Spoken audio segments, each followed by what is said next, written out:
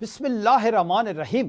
السلام علیکم ناظرین، میں ہوں جیم جمالی اور آپ دیکھ رہے ہیں ڈیجیٹل کے سب سے بڑے چینل نیوز پاکستان کا پروگرام اے ٹو زی۔ ناظرین، وزیر اعظم شہباز شریف کے بحرین کے دورے کے حوالے سے انتہائی اہم خبریں ہیں۔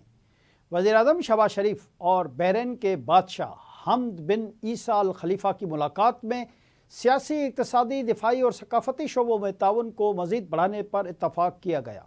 بحرین کے دارالحکومت منامہ میں ہونے والی ملاقات کے موقع پر وزیر اعظم شہباز شریف نے تجارت اور سرمایہ کاری کو وسعت دینے کی پاکستان کی خواہش کو اجاگر کیا۔ دونوں رہنماؤں نے دیرینہ دفاعی شراکت داری کی اہمیت کا اعادہ کیا۔ بحرین کے بادشاہ نے وزیر اعظم شہباز شریف کو آرڈر آف بحرین پیش کیا۔ یہ بحرین کی جانب سے عالمی سربراہان کو پیش کیا جانے والا سب سے بڑا اعزاز ہے۔ بحرین کے بادشاہ نے وزیر اعظم محمد شہباز شریف کو بتایا کہ بحرین کو یہ اعزاز حاصل ہے کہ قائد اعظم محمد علی جناح نے بحرین کی قانونی نمائندگی کی۔ اسی دوران وزیر اعظم شہباز شریف نے بحرین کے اعلیٰ حکام کی موجودگی میں تقریب سے خطاب کرتے ہوئے کہا کہ بحرین اور پاکستان دو دل ایک قالب کی مانند ہیں۔ پاکستان بحرین کو بہت قدر کی نگاہ سے دیکھتا ہے۔ بحرینی سرمایہ کاروں سے خطاب کرتے ہوئے انہوں نے کہا کہ آپ پاکستان میں سرمایہ کر کے منافع بخش کاروبار کر سکتے ہیں۔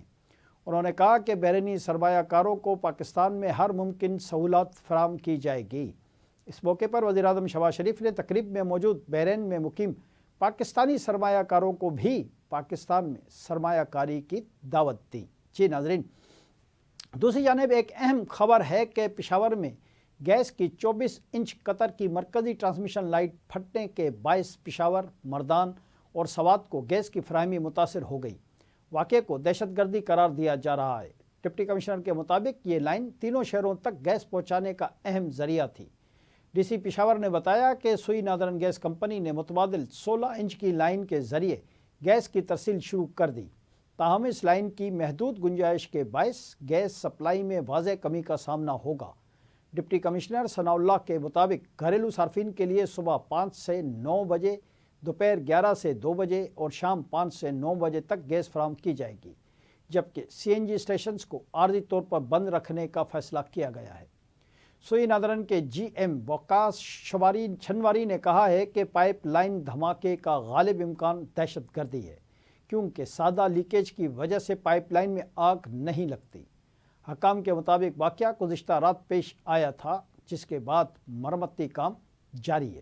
جی ناظرین، ادھر پاکستان مسلم لیگ نون کے صدر اور سابق وزیر اعظم میاں محمد نواز شریف کا کہنا ہے کہ بانی پی ٹی آئی اکیلے مجرم نہیں، انہیں لانے والے بھی برابر کے شریک ہیں، ان کا بھی حساب ہونا چاہیے۔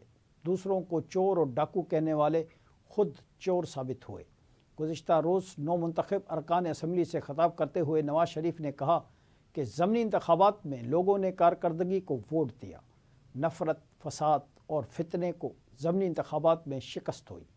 نون لیگ کے جانے کے بعد بہت تباہی ہوئی، ملک کا ستیہ ناش کر دیا گیا۔ 2018 سے 2022 تک جو ہوا اس کی ذمہ داری ان کے سر پر ہے۔ نواز شریف نے کہا کہ ضمنی انتخابات میں کامیابی پر شہباز شریف، مریم نواز کو مبارکباد دیتا ہوں۔ حکومتی اقدامات سے مہنگائی کی شرح میں کمی ہوئی ہے۔ صدر مسلم لیگ نون نے کہا کہ نو منتخب اراکین اسمبلی کو مبارکباد پیش کرتا ہوں۔ اللہ کے فضل سے جھوٹ، گالم گلوچ، بدتمیزی، بد تہذیبی اور فتنے کو شکست ہوئی۔ گزشتہ دور حکومت میں ملک میں صرف تباہی آئی، بد تہذیبی کا کلچر عام کیا گیا، ملک دیوالیہ ہونے کے دھانے پر پہنچ گیا تھا۔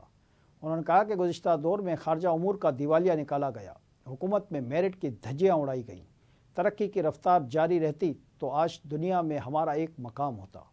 پاکستان کو ڈیفالٹ سے بچایا گیا۔ پنجاب اور وفاقی حکومت دن رات محنت کر رہی ہیں۔ نواز شریف نے کہا کہ اب سب چیزیں بحال کرنے کی کوشش ہو رہی ہے۔ 1.5 سال میں ہم نے عوامی خدمت کا ریکارڈ قائم کیا ہے۔ پاکستان کو ہم نے اخلاقی، معاشرتی دیوالیہ پن سے بھی بچایا ہے۔ انہوں نے کہا کہ بانی پی ٹی آئی اکیلا مجرم نہیں، اس کو لانے والے بھی برابر کے ہی شریک ہیں۔ دوسروں کو چور اور ڈاکو کہنے والے خود چور ثابت ہوئے۔ فتنہ، فساد، جلاؤ گھیراؤ کے ماحول میں کون سی قوم ترقی کرتی ہے؟ نواز شریف نے کہا کہ پنجاب میں غریبوں کے لیے 1,20,000 گھر بنائے جا رہے ہیں۔ پنجاب میں غریب افراد کا مفت علاج معالجہ کیا جا رہا ہے۔ اسپتال بن رہے ہیں۔ ہر ضلع میں گرین بسیں چل رہی ہیں۔ پنجاب میں امن و امان کی صورتحال پہلے سے بہت بہتر ہو گئی ہے۔ سابق وزیر اعظم نے کہا کہ الیکشن کا بائیکاٹ کرنے والے خود الیکشن میں حصہ لے کر ہار گئے۔ گزشتہ دور حکومت میں ایک بھی ترقیاتی منصوبہ شروع نہیں کیا گیا۔ مسلم لیگ نون نے ہر دور میں ملک کی ترقی کے لیے منصوبے شروع کیے۔ انہوں نے کہا کہ گزشتہ دور حکومت میں چیف سیکرٹری اور آئی جی بار بار تبدیل ہوتے رہے۔ آج میرٹ کا بول بالا ہے، ہر محکمہ تندہی سے کام کر رہا ہے۔ جی ناظرین، ادھر بانی پی ٹی آئی عمران خان کی صحت سے متعلق اڈیالہ جیل انتظامیہ نے آگاہ کر دیا۔ واضح ہے کہ گزشتہ روز سے سوشل میڈیا پر عمران خان کی زندگی کے بارے میں گمراہ کن خبروں کی بھرمار ہے۔ اڈیالہ جیل حکام کا کہنا ہے کہ بانی پی ٹی آئی اڈیالہ جیل میں مکمل طور پر صحت مند ہے۔ بانی پی ٹی آئی کی صحت سے متعلق افواہوں میں کوئی صداقت نہیں۔ جیل حکام کا کہنا ہے کہ بانی پی ٹی آئی کی صحت کا مکمل خیال رکھا جاتا ہے۔ اڈیالہ جیل حکام کا کہنا ہے کہ بانی پی ٹی آئی کو اڈیالہ جیل سے منتقل کرنے کی خبر میں بھی کوئی صداقت نہیں۔ بانی پی ٹی آئی اڈیالہ جیل میں ہے اور صحت مند ہے۔